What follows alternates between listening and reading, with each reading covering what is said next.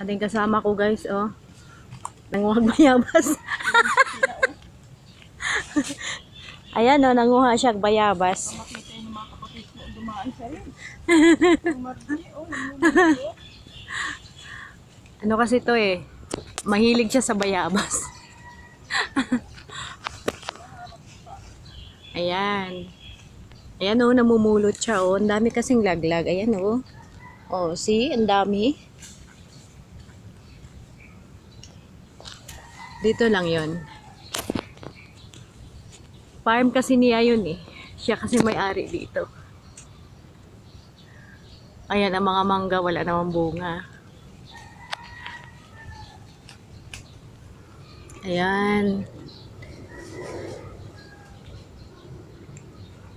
Sige pa. Damihan mo pang bayabas. Ayan. Puro mangga at bayabas.